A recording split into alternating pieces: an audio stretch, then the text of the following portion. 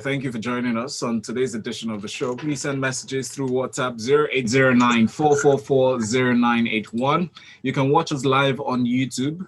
Type Smooth FM Lagos in the search box, Smooth FM Lagos. Subscribe and watch and comment. Rotus?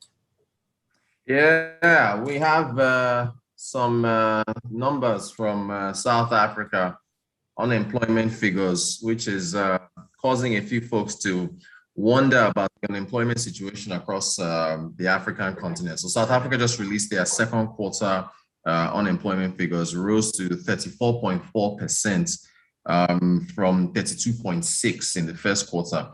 Nigeria, of course, we're at 33.3. We are yet to release unemployment numbers for this year, but it's understood that the Bureau of Statistics is going to publish job creation and labor force survey numbers for the first two quarters of this year at the end of this month.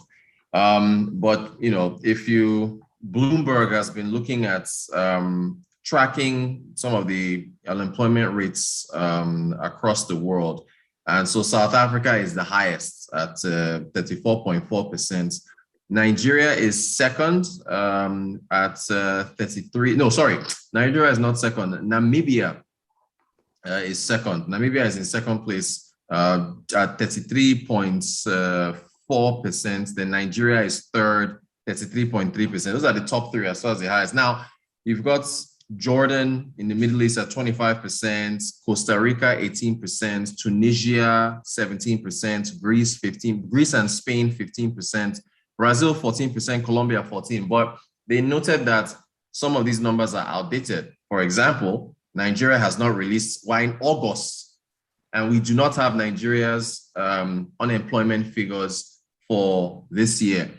So, you know, the numbers could be higher. In South Africa, if you take the expanded definition of unemployment and include people who are willing and able to work, but have stopped looking for work, I understand the number jumps to a staggering 44%. I mean, that's almost half the labor force in South Africa that is unemployed. If you take that to Nigeria, I mean, our labor force population is higher than the entire population of South Africa. South Africa only has about 55, 56 million people. We have a labor force of about 60 something million, if not higher. So, you know, it's for South Africa's numbers to be higher than Nigeria. You have to wonder. But again, we don't have improved figures. Besides complaining about the high numbers, what do we do? How do we put folks to work? Nigeria's youth unemployment, what is it? I think it's almost pushing 50%. 65. 50, it's 65 or something. I mean, it's even higher. I think that's if you combine employment plus underemployment, you get that's almost 60-something% figure. So where are the jobs? And when we think of jobs, you have to think about demand for skills. So if your bathroom in your house starts flooding or it doesn't drain properly, you have a demand. You have to hire an artisan who can come to your home and fix your bathroom. If a light bulb explodes or your window breaks, you have to call somebody to come and fix it. But that's a one-time thing. Your window may not break if you take care of it for the rest of the year. So you won't need to hire an artisan to fix it. There has to be a sustained demand for skills in a particular sector. So, you know, if you look at what, again, I keep going back to, you know, Obasanjo liberalizing the telco sector and how by liberalizing it, you know, one of the biggest telco in Nigeria just celebrated 20 years yesterday or the day before yesterday. Yeah. And by Obasanjo creating a policy that liberalized the telecommunications sector, got rid of Nitel, opened it up, a sustained demand for telco services and products was created. And from 2000, yeah. So what the thing is, to engage the youth in this country, if anybody is asking, how do we do it? How do we put people to work? You have to have a policy that creates sustained demand, not one time, like Empower, all these things that they say they train youth for X amount of time, and they go and place them in somewhere. Why are you placing them? The place you are placing them is there sustained demand for skills. Look at what Biden is doing overseas now. The Democrats have, I understand, a budget resolution for his $3.5 trillion spending plan. The man is spending money like there's no tomorrow. But he's building massive, at least he plans to build or upgrade America's infrastructure and, pay for broadband internet, do all these things that is going to create sustained demand for skills that should hopefully, so that's how we do it. So it's not just about distributing money, distributing relief materials. It's about creating a sustained demand, like you said, Rotus, and also enabling the environment for more people who have the capacity to create that sustained demand to come in to do business with you. Because more jobs will be created. Look at, thank you. And on that point you just raised, look at the 4 fintech companies whose accounts have been frozen and for the next 6 months. Yeah. Right?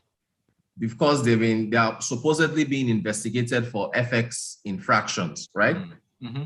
Before those 4 fintech companies existed, there were the jobs, the people they hired, the software engineers to run the apps, the customer service people, if you make an investment overseas, you want to talk to somebody, the maintenance people, all the staff did not exist before those 4 fintech companies started offering the chance to buy stocks overseas. So they came into existence and there was sustained demand for every single person that wanted to buy stocks overseas. So the environment at least was there for them to come in and now say, okay, what we're doing, we are providing a service. And now look at what Twitter has done. Look at social media.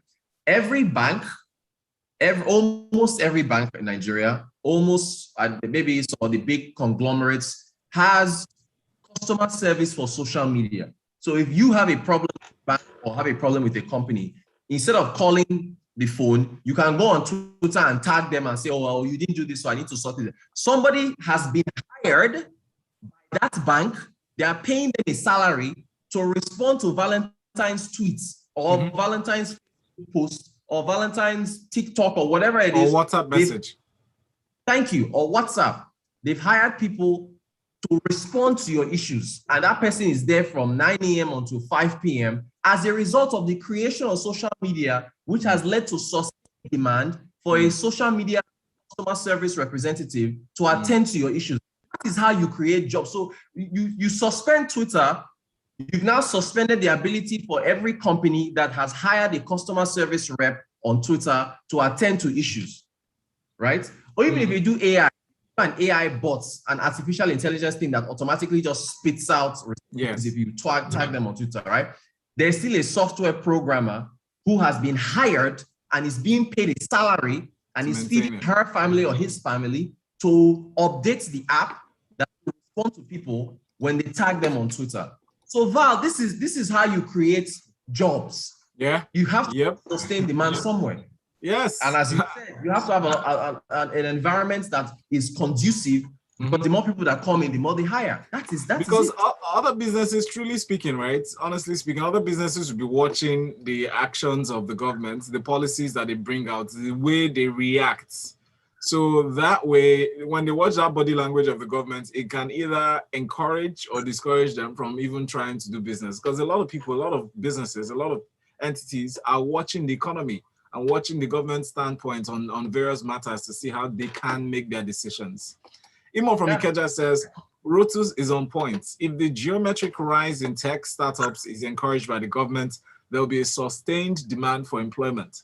And it may be as unprecedented as the rise of the telco industry. Imo, thank you. We started feeling that wave, that rising wave in 2020 during COVID. That was an unprecedented time. So, I mean, you know what? We can't overplug this. Benga Kamu says, insecurity has contributed a lot to unemployment in the country.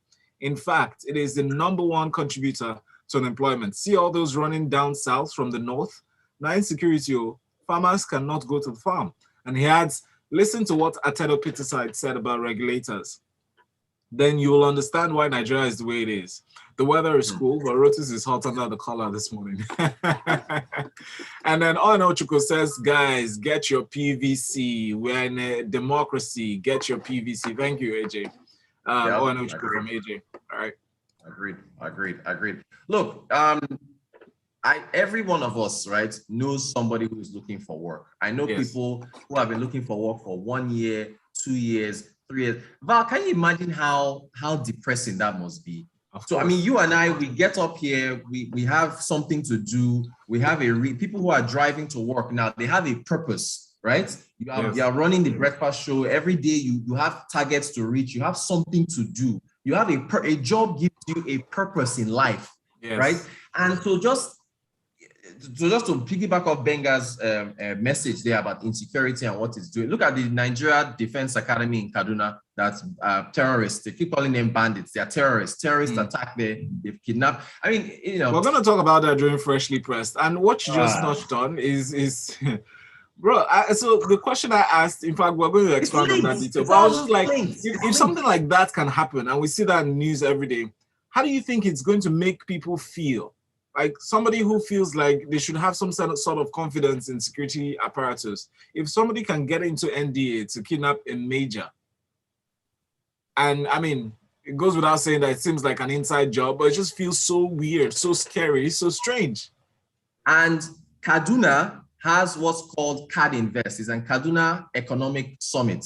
So what they have is CAD Invest is the name, and this is supposed to be the 5th year of CAD Invest. Investors, Kaduna has been trying to dress itself up to be favorable to investment. So every year, private sector people come together in Kaduna, they talk about opportunities in manufacturing, this and that. Imagine what this does to somebody who is like, the Nigeria Defense Academy is being infiltrated by bandits, and you want me to invest. I think it was delayed last year because of COVID or so. It's supposed to have another one. It's supposed to have it this year. So, for states that are trying to, develop their private sector, get investors, foreign investors to come in, insecurity is a disincentive. Yeah. And as Ben put in his message, unemployment is feeding in. The more restless youth that you have, they're going to have to find purpose somewhere. So it's all linked. You can't disassociate yourself, disaggregate them. They're all linked together. So, they haven't given us the numbers. Bureau of Statistics, I don't know what they're doing. Even last year, the year before, that there's a gap in unemployment data. It's like, elections are coming up. I don't know what. It's just, so even the data said that 33% for Nigeria, if you include people who have been discouraged and stopped looking for work, Nigeria's unemployment rate could be 45% for all I know, or even higher. So it's it could be higher than that. Situation.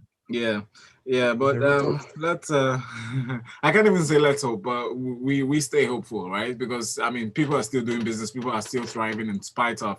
So let's keep that spirit and energy up. Rotus, thank you so much.